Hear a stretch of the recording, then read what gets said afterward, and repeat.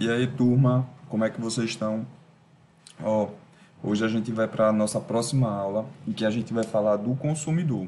E aí, quem é o consumidor é tipo a grande chave do nosso negócio. Lembrando que a gente falou isso, a gente trabalha para as pessoas, a gente faz para as pessoas, então eles são nossos principais objetos de estudo e também de alcance. Então, quanto mais a gente souber quem são os nossos consumidores, quem é aquele público que a gente vai falar, os nossos usuários, as pessoas que a gente quer atingir, melhor vai ser o resultado quando a gente trabalha com marketing, quando a gente trabalha com venda, quando a gente trabalha com propaganda, publicidade, enfim, quando a gente trabalha em vender algo para as pessoas. Então, essas pessoas são o nosso principal objetivo de análise de estudo. E então a gente vai ter duas aulas, essa e outra, só falando sobre eles, beleza? Deixa eu só alinhar algumas coisas com vocês. Opa, deixa eu só me reposicionar aqui para ficar tudo certinho. Alinhar uma coisa com vocês. A gente está vendo assuntos que vai percorrer durante a cadeira, que vai percorrer assuntos durante todo o semestre de vocês.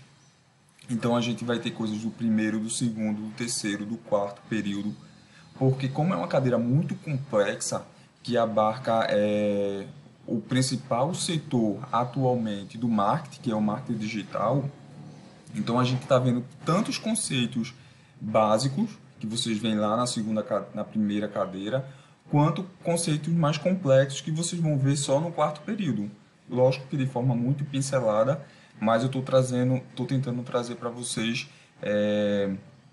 da melhor forma assuntos que vocês entendam como é complexo essa questão do marketing, do e-marketing. Massa?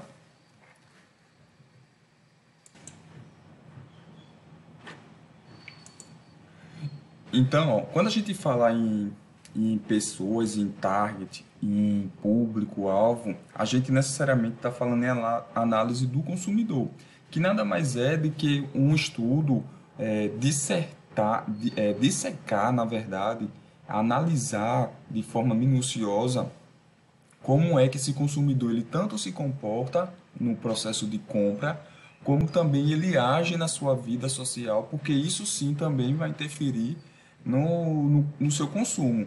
Então percebam, consumo e compra são coisas totalmente diferentes, tá? A compra ela só é apenas a pontinha lá do iceberg de toda a ação que é o consumir. Então, por exemplo, a gente tem algumas análises sociais que interferem muito no processo de compra dessas pessoas. Então, na análise do mercado consumidor, o mais importante é prever para onde os clientes estão indo e chegar lá primeiro. Isso quem falou foi o pai do marketing, Kotler, em 2000. Então, a maior ignorância dos homens de negócio centra-se no desconhecimento de quem são os seus clientes. Então, veja aí que análise interessante de Paco em Ciência do Consumo de 1999. Ele fala aqui, a maior ignorância das pessoas que estão trabalhando com o consumidor, com o cliente, com marketing, com publicidade, é de não saber quem são essas pessoas que vão consumir. Por quê? Muitas vezes a gente centra nossas ideias, nossas análises em nossas próprias crenças e esquece de que há um mundo lá fora totalmente complexo, totalmente heterogêneo, que fogem totalmente dos nossos princípios, dos nossos ideais, das nossas crenças. Então, saber ampliar esse olhar, ter empatia com esse mundo complexo que está lá fora, é bastante importante para a gente saber como vai agir num processo de compra e venda. Massa? Então coloquem isso. Eu estou sempre reforçando, tanto nessa aula quanto nas outras, estou sempre reforçando a importância da gente entender tanto a sociedade em geral, como é que está, e aí uma análise toda sociológica, como as pessoas também, como elas se comportam. E nessas duas aulas, essa e a próxima, a análise desse público, desse perfil consumidor, vai ser extremamente importante. E aí, na análise do mercado consumidor, a gente tem algumas referências que são necessariamente fora daquilo que a gente imagina que envolve o processo de compra. Então, a gente tem referências psicológicas, da psicologia, que é o estudo do indivíduo. A gente tem da psicologia social, a forma como o indivíduo se interrelaciona no grupo. Da sociologia, estudo de grupos. Da antropologia, influência da sociedade sobre o indivíduo. Da economia, estudo do mercado. Então, percebam que quando a gente faz uma análise do consumidor, quando a gente está analisando as pessoas, é muito mais além daquilo que a gente vê como a pessoa final, ou seja, o que ele compra, se ele é do sexo masculino, do sexo feminino, mas tem todo um aparato, tem toda uma análise macro ao redor desse consumidor, psicológica, social, antropológica, econômica, política, enfim. Dentro da análise do mercado consumidor, deixa eu só ver aqui. No mercado consumidor, o propósito de marca é satisfazer as necessidades e desejos dos clientes-alvos, campo de comportamento do consumidor, estudar como as pessoas, grupos e organizações compram, usam, descartam artigos, serviços, ideias ou experiências para satisfazer necessidades e seus desejos. Então, por exemplo, a gente tem uma análise do consumidor aí, o David Beckham, considerado, era um termo até muito utilizado na década passada, hoje não se utiliza muito, não se utiliza tanto, mas aí a gente pode colocar ele dentro de um grupo que chamavam de metrosexuais, ou seja, aquele nicho de mercado existente lá a partir de 2003, de uma pessoa que é hétera, se assume hétera, que tem um visual minuciosamente elaborado, pintam as unhas, usam Sorange, equivale a 30 a 35% dos jovens americanos, impulsionou o mercado dos produtos de beleza masculina como desodorante Axe da Unilever, linha For Men da Baby Shop, Menzone da cadeia de drogarias Boots. Então, percebam, é um grupo que foi criado na década passada que configurou e que mostrou todo um perfil e toda uma característica de pessoas que faziam parte desse grupinho. Então, pessoas heterossexuais que gostavam de se arrumar, que gostavam de cuidar da aparência.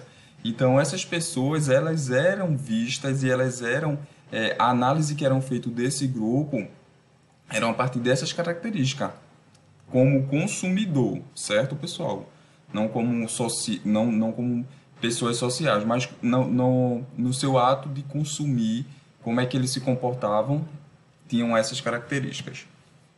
E aí a tendência do consumidor, a gente tem alimentação saudável, preocupação com a saúde em 49%, refrigerante menos 5%, água de coco mais 11%. São alguns dados que mostram como é que esse consumidor está se comportando diante desse estudo. Leite comum, menos 6%, leite com baixa lactose, mais 78%. Então, esses números, esses dados, a gente vai ver lá no final da nossa aula, essas métricas, elas sinalizam, elas nos mostram algumas coisas. Alimentação fora do lar, menos 8%. Idas ao supermercado, menos 4%. Compras de primeira semana do mês. Ou seja, o que é que esses dados eles nos revelam? Que o desejo do consumidor, 75% dos consumidores compram produtos em promoção. 71% dos consumidores tentam ser racionais para evitar o desperdício de tempo. Embalagem econômica, refrigerante 3 litros, mais 1%. Enfim, alguns números, algumas métricas, dados, que trazem algumas informações. E a influência do comportamento desse consumidor, fatores que influenciam esse comportamento. A gente tem os fatores culturais, fatores sociais, fatores pessoais, fatores psicológicos e aí sim o processo de compra. O processo não, o ato da compra. Deixa eu só desligar aqui o iPad.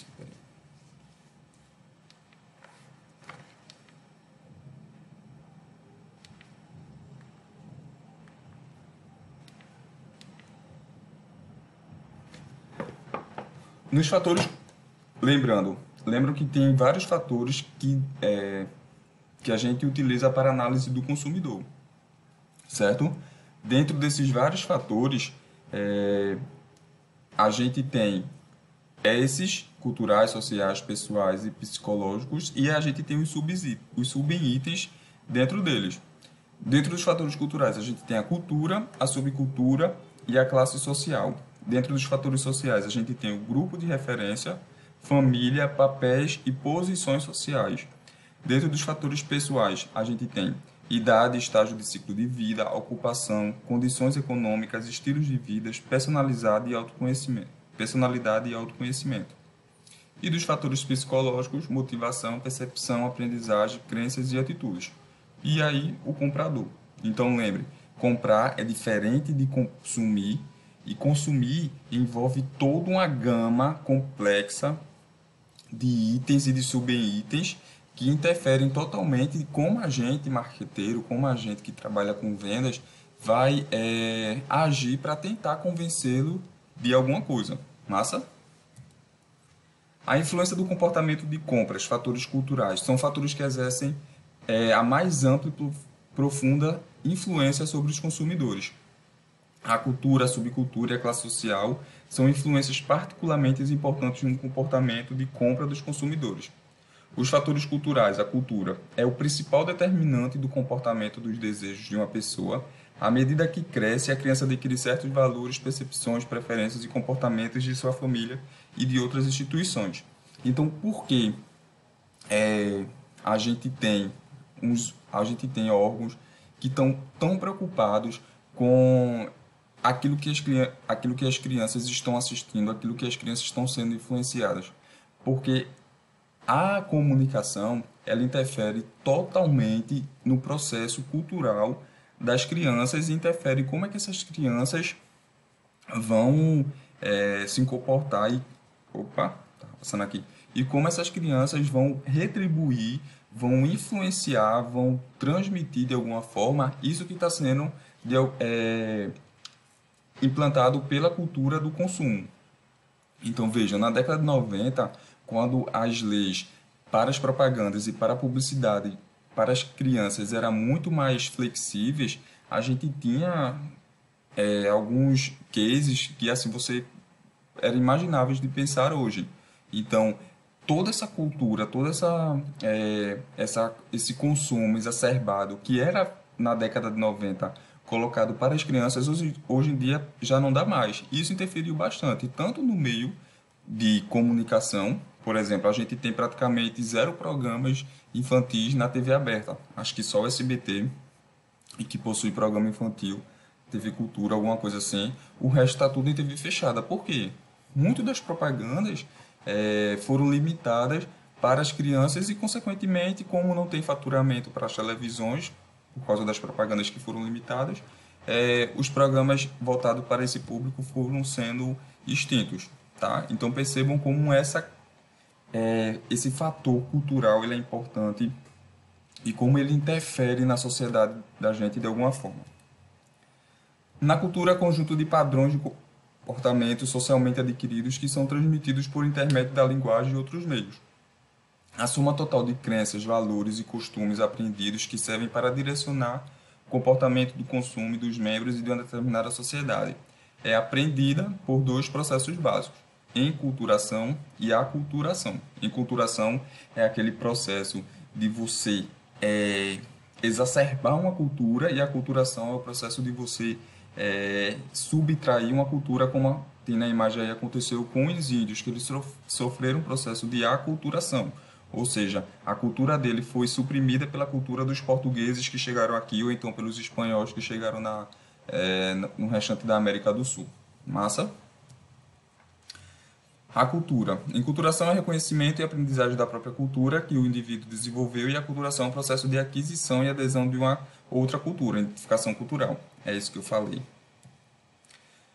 Na cultura, através da família e de outras instituições, chaves, uma criança nos Estados Unidos é exposta aos seguintes valores: realização e sucesso, eficiência, praticidade, progresso, conforto material, atividade, individualismo, liberdade, humanismo e juventude. As crianças de outros países podem ter uma visão diferente de si mesmo, relacionamento e outros rituais. Então, percebam aí nesse slide que ele colocam a cultura norte-americana como um exemplo. E percebam como essa cultura norte-americana é diferente das crianças que tem aqui no Brasil. Enquanto eles lá nascem com um pensamento mais patriótico, mais individual, mais orgulhoso da sua cultura, orgulhoso da sua nacionalidade, aqui no Brasil a gente tem o que muitas pessoas, alguns sociólogos e filósofos chamam da cultura do vira-lata, né? É que as pessoas elas se sentem um pouco menos importantes que outras pessoas de outras nações. As pessoas daqui do Brasil se sentem têm uma cultura que é que chamam de jeitinho brasileiro, de, de não agir de forma correta de acordo com as leis, porque eles acreditam que estão no estágio inferior. Enfim, é uma questão bastante complexa e aí sociólogos e filósofos vão abordar isso de forma muito mais interessante, mas o que a gente precisa saber, quanto mercadólogos e quanto publicitários e pessoas que trabalham com vendas, é de que essa cultura, essa forma de como a gente imagina, de como a gente se acha pertencido dentro de um local, ela é bastante importante no processo de compra. Então ele vai interferir em como a gente vai comunicar para eles, certo? A cultura, os profissionais de marketing devem atentar de perto aos valores culturais em cada país, para entender como melhor comercializar seus produtos existentes e encontrar oportunidades para novos produtos. No Brasil, as novelas ditam alguns hábitos de consumo, cada cultura consiste de subculturas menores. Então, da forma como nos Estados Unidos há uma cultura, aqui no Brasil há outra, na Argentina há outra, se a gente for separar por regiões geográficas, ainda assim a gente vai conseguir distinguir culturas totalmente diferentes dentro do próprio Brasil. Então, a forma como eu consumo é totalmente diferente da forma que um gaúcho eles consomem. E aí aqui o slide ele colocou um exemplo muito clássico de que como a cultura, de como as artes elas representam um pouco dessa cultura que a gente obtém nessas regiões. Assim como nos filmes americanos, se você fechar os olhos e eu falar filme americano, você logo vai pensar em high school, aquelas crianças nas escolas, os ônibus amarelos, ou então uma cena de perseguição de policiais muito bem equipados, de uma tecnologia muito ampla. Pelo menos é essa cultura, pelo menos é isso que a arte americana, através dos filmes, vende. Já aqui no Brasil, a gente tem as artes através da novela que representa muito bem o pouco da cultura que a gente tem. O pouco não no sentido quantitativo, tá? De como ela representa, é um pouco. Então não é de forma também eficiente, até porque se trata de uma ficção. As novelas representam a cultura do nosso Brasil em vários aspectos.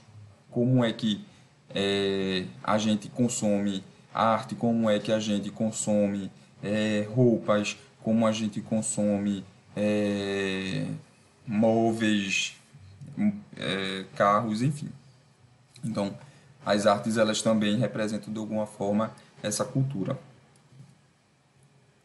E a gente tem alguns fatores culturais. Da subcultura fornece identificação mais específica e socialização para seus membros, e as culturas incluem as nacionalidades, religiões, grupos raciais e geográficos. Quando essas subculturas crescem e se tornam influentes o bastante, as empresas geralmente elaboram programas de marketing especiais para atendê-los. Tipos de subculturas. A gente tem, por exemplo, característica. Idade, então crianças, adolescentes, jovens, meia-idade, idosos, terceira idade, e aí a gente vai ter uma série de nomenclaturas para essa característica especial da subcultura, que é a da idade. Religião, católicos, judeus, protestantes, muçulmano. Aí a gente tem um grupo maior de cristãos, a gente tem um grupo um grupo de ateus, enfim. E aí todas as nomenclaturas que abordam essa característica da religião. Raça, negros, orientais, pretos, descendentes europeus, branco caucasiano, moreno, mulato, enfim. Alguns termos que estão em desuso, por exemplo, mulato, que hoje em dia não se aceita mais pela questão da sua origem etimológica, mas que até então, até um tempo atrás se utilizava e hoje em dia não se usa mais. Níveis de renda: ricos, classe média, classe baixa, classe C, classe B, classe A, emergente, enfim, são alguns dos nomes para essa característica. Nacionalidades: italianos, espanhóis, japoneses, portugueses. Sexo: homem, mulher. Essa característica do sexo gera muita discussão porque algumas pessoas não utilizam o sexo para distinguir o gênero masculino e o gênero feminino. Tanto é que nas pesquisas e quando você vai preencher, praticamente está sendo subutilizado, mas baseado em conceitos da década de 90, era como se utilizava. Quando você ia preencher, por exemplo, um formulário de um check-in no hotel, eles perguntavam sexo e a única opção era masculino e feminino. Isso na década de 90, tá, pessoal? Hoje, em 2000, você pode não identificar, você pode dizer cis, tem vários termos para essa escolha da sua preferência sexual. E também diz muita coisa sobre como você acredita. Então, por exemplo, se eu me classifico como do sexo masculino, é uma coisa, e se eu digo eu sou cis, realmente não sei como é a classificação, mas se eu digo que é cis alguma coisa, você já diz. Essa pessoa que diz que é do sexo masculino, ela tem uma visão totalmente retrógrada, enquanto essa já tem uma visão mais aberta e sabe como é que as pessoas se comportam e como elas se identificam. Então, até isso ajuda na hora quando a gente vai analisar as pessoas, tá? Tipo de família: mãe, pai solteiro, divorciado, sem filhos, pai, mãe, filhos. Ocupação: médico, advogado, professor, sacerdote, mecânico, mercadólogo, publicitário. Região geográfica: Nordeste, Norte, Sul. E comunidade: rural, subúrbio, cidade pequena, cidade grande. Fatores culturais, classes sociais. São divisões relativamente homogêneas e duradouras de uma sociedade que são ordenadas hierarquicamente e cujos membros compartilham valores, interesses e comportamentos similares. Principais características: as pessoas são vistas como os ocupantes de posições inferiores ou superiores de acordo com sua classe social. A classe social é indicada de um grupo de variáveis: ocupação, renda, propriedades, grau de instrução, orientação para valores e não por uma única. As pessoas podem passar de uma classe social para outra durante a vida. A extensão dessa mobilidade varia de acordo com a rigidez da estratificação social. As classes sociais são a representação das classes sociais e identifica 7 níveis ascendentes: baixa inferior, baixa superior, média inferior, média, média superior, alta e alta. E alta, né? Então a gente tem, antigamente não, hoje ainda a gente chama de classe A, B, C, D, E, F, G. E aí, diante dessas características de classes sociais, a gente tem uma diversidade de comportamentos. Então, por exemplo, pessoas da classe social baixa, inferior, elas têm atos de consumo, hábitos de consumo totalmente diferentes das pessoas da classe A, da classe alta. E isso representa muito na hora como a gente vai comunicar. Quando a gente vai vender um artigo, a gente vende de forma diferente para a pessoa de classe inferior para a pessoa de classe alta.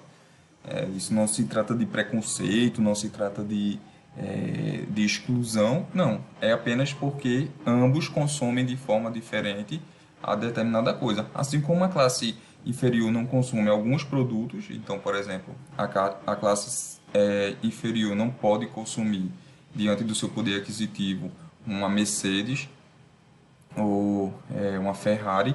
A classe alta ela não vai consumir produtos que são intrínsecos ou consumido propriamente pela classe inferior. E aí a questão não vai ser dinheiro, mas a questão de pertencimento. Pessoas que são da classe alta, elas não querem consumir, não querem ter as mesmas coisas que as classes inferiores. Eu sei que é um assunto e uma questão muito surreal, assim, mas é a realidade. Eu só estou expondo a realidade.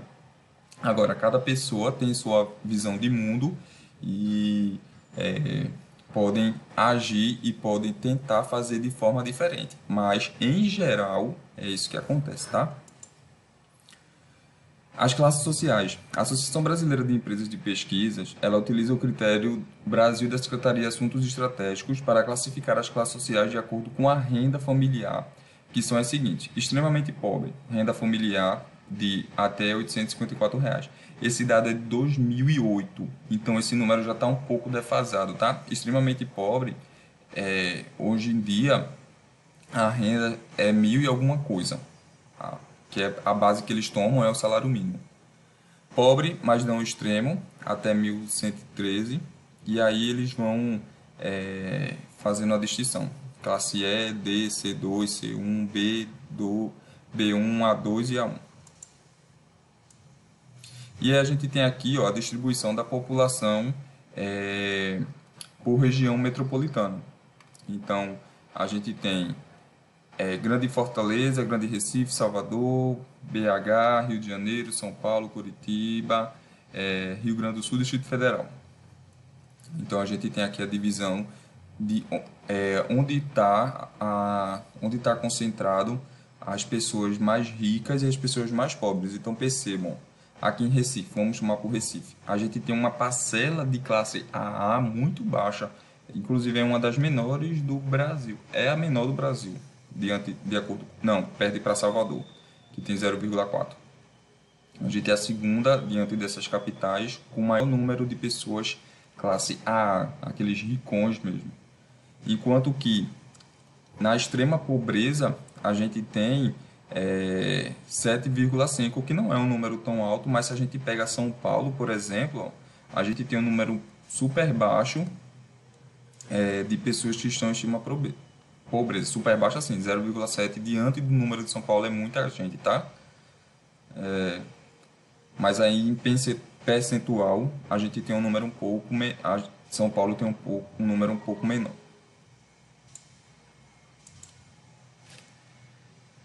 Influências de comportamento. Fatores sociais. Fator que provoca a interação de modo sistemático entre os seres. Grupos de referência, família, papéis sociais, posições sociais, status. Fatores sociais, grupos de referência. São aqueles grupos de pessoas que influenciam de forma direta a grupos de afinidades ou indireta sobre pensamentos e sentimentos e os comportamentos do consumidor. Hoje em dia, como é que a gente chama essas pessoas? Influenciadores. E nas redes sociais e no ambiente digital, a gente chama de influenciadores digitais. Grupos de afinidades podem ser primários ou secundários. Os grupos de afinidades primários são famílias, amigos, vizinhos, colegas de trabalho com os quais se interage e continuam informalmente. Já os secundários, grupos religiosos e profissionais ou associações de classe que normalmente são formais e exigem menor interação contínua. Então percebam, esses dados trazidos do livro do professor Kotler, um livro antigo que era da década de 80, eles não incorporam e não têm essa visão das pessoas que influenciam digitalmente. Então percebam que as relações que eles utilizam para classificar esse primário e secundário é através da característica de distância. Então, enquanto os familiares estão próximos, os grupos religiosos, associações, que é um grupo mais distantes, eles interferem de formas secundárias. Só que hoje o que acontece? A gente, através das redes sociais, esse fator da distância, das redes sociais não, através do aparato digital, essas distâncias elas foram encurtadas. Então, pessoas que antigamente estavam distantes geograficamente, hoje em dia estão muito próximas ao nível da gente achar que são íntimas. Então, a gente tem influenciadores digitais que interferem muito mais no processo de compra, no processo de atitudes, de decisão, de tomada de escolhas, mais do que a própria família, tá? Grupo de referência. Os grupos de referências influenciam os membros pelo menos três maneiras. Elas expõem o indivíduo a novos comportamentos e estilos de vida, influenciam as atitudes e autoconhecimento, criam pressões para conformidades que podem afetar as escolhas do produto e da marca, a influência do grupo é maior para produtos de alta visibilidade, como, por exemplo, automóveis e roupas. As pessoas também podem ser influenciadas por grupos que não as pertencem, como grupos de aspiração, são aquelas dos quais as pessoas sempre pertencem, são os grupos de dissociação, aquelas cujos valores ou comportamentos são rejeitados.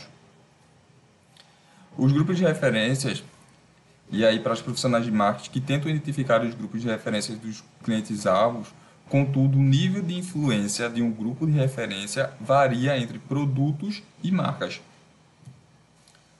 Os fatores sociais. Famílias. Os membros de famílias constituem um grupo primário de referência de maior influência. São distintas da seguinte forma: orientação e procriação.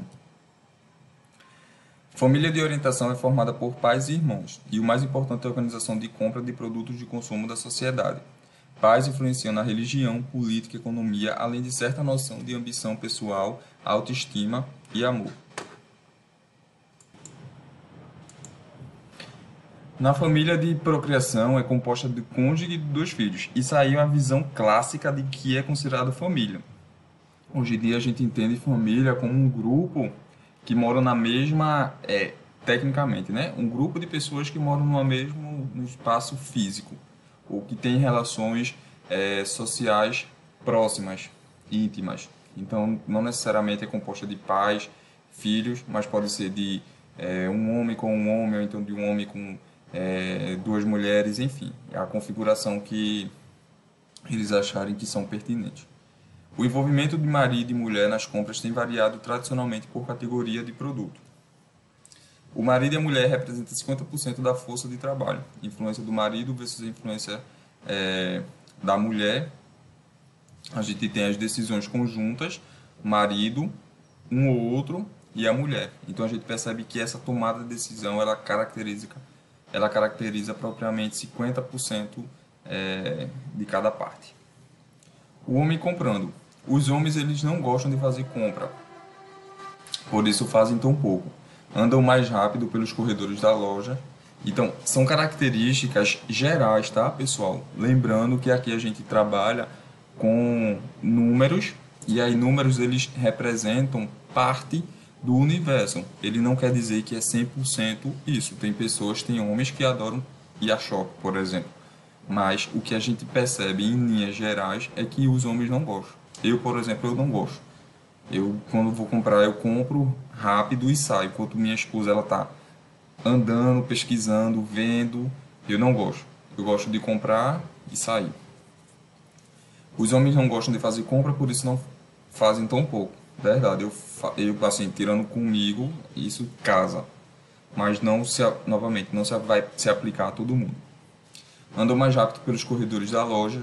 Os homens gostam menos tempo olhando, assim é difícil fazê-los olhar para algo que eles não tenham intenção de comprar. Eles não gostam de perguntar e normalmente não perguntam nada, se não acharem o que procuram, simplesmente saem da loja. Até agora está casando muito comigo, tá? Quando os homens levam roupas para o provador, só não compram se o tamanho não der. Verdade. Para um homem, ignorar a etiqueta de preços é quase uma medida de viralidade, o que gera um valor de compra médio mais elevado. Os homens estão tão ansiosos para sair da loja que dizem sim para quase tudo, e por isso são mais sugestionáveis. Os homens não negam comestíveis às crianças por conta de sua posição de provador, de ser responsável por trazer a comida para casa. Verdade também. Assim, com relação a... É porque eu estou lendo aqui a descrição do professor e estou fazendo uma análise pessoal. E até agora tudo se encaixou comigo. O homem sente emoção em pagar as compras, já é a máxima. A venda para a mulher mais perto do homem. Entendeu? Então, essas são algumas das características gerais que se tem do homem. Novamente, refrisando para a gente não estar estereotipando atitudes de homens.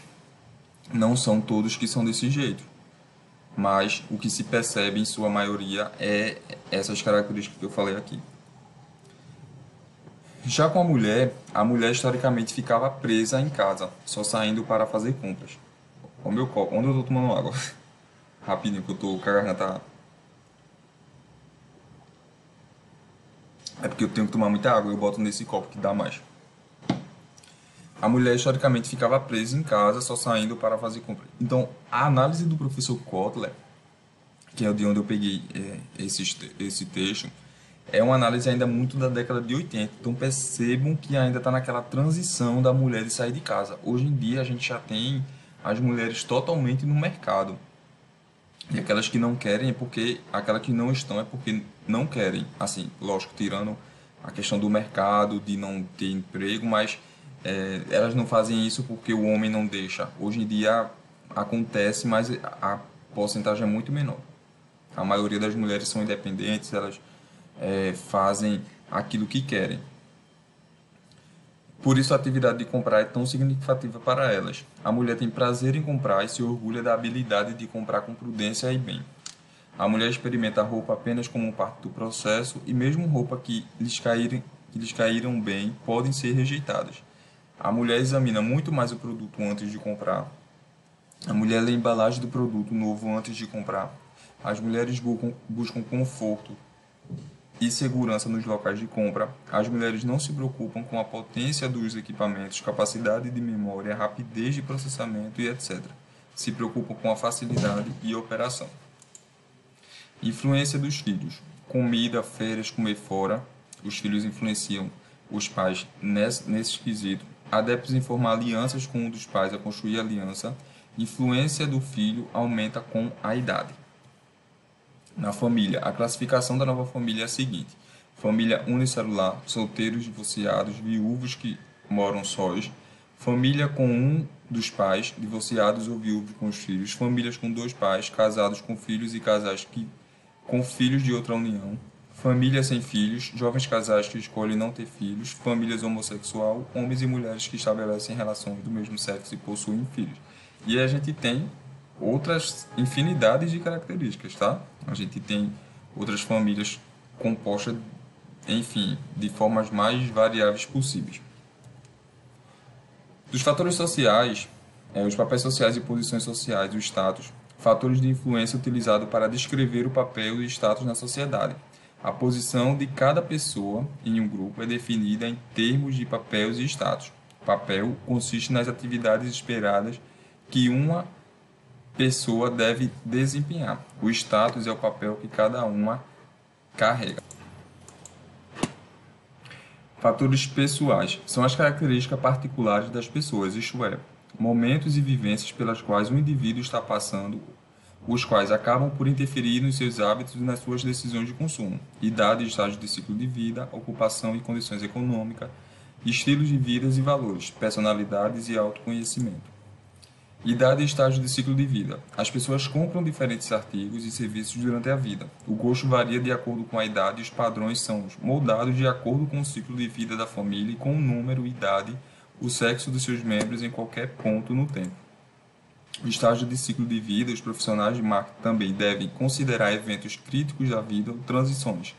Casamento, parto, doença, deslocamento, divórcio, primeiro emprego, mudança de carreira, aposentadoria, morte de um cônjuge, como dando origem a novas necessidades. Estas devem alertar prestadores de serviços, bancos, advogados, agências de casamentos, empregadores e conselheiros de luto. Maneiras que podem ajudar, por exemplo, a indústria do casamento atrás comerciantes de toda uma série de produtos e serviços. Estilo de vida conforme o ciclo. O estilo de vida, o estágio do ciclo de vida e o estilo de vida de hábitos de consumo pode ser o estudante, como por exemplo a prática de esporte, recém-casado, curte casas e passeios, carros, móveis e roupas, meio de carreira profissional, viagem, roupas, livros, cursos de aperfeiçoamento, auge da carreira profissional, roupa, carros luxuosos, casas de praia e campo, aposentado, eventos culturais, sociais e viagem. Então essa é a relação entre o estágio de ciclo de vida e o estilo de vida com hábitos de consumo. A ocupação e condições econômicas. A ocupação influencia no padrão do consumo de uma pessoa. Os profissionais de marketing tentam identificar os grupos ocupacionais que têm interesse acima da média em seus produtos e serviços e até mesmo adaptar produtos para certos grupos ocupacionais. As condições econômicas afetam a escolha de um produto são as seguintes: renda disponível, nível, estabilidade e periodicidade, economias e bens, incluindo percentual líquido, hábitos, capacidade de endividamento e atitude em relação a gastar versus economizar. Estilo de vidas e valores. É o padrão de vida de uma pessoa expresso por atividades, interesses e opiniões, representando a pessoa por inteiro, interagindo com o seu ambiente. Elas são moldados por fatores como restrição monetária ou restrição de tempos dos consumidores. Pessoas da mesma subcultura, classe social e ocupação podem ter estilos de vida diferentes. Massa, pessoal! Por hoje a nossa aula está acabando, mas na nossa próxima aula a gente vai continuar vendo esses fatores. A gente ainda vai ver fatores psicológicos e vai ver como é que eles interferem na hora da gente entender o nosso público, na hora da gente entender o nosso target, na hora da gente entender esses consumidores. Beleza? A gente se vê na próxima aula, pessoal. Um abração!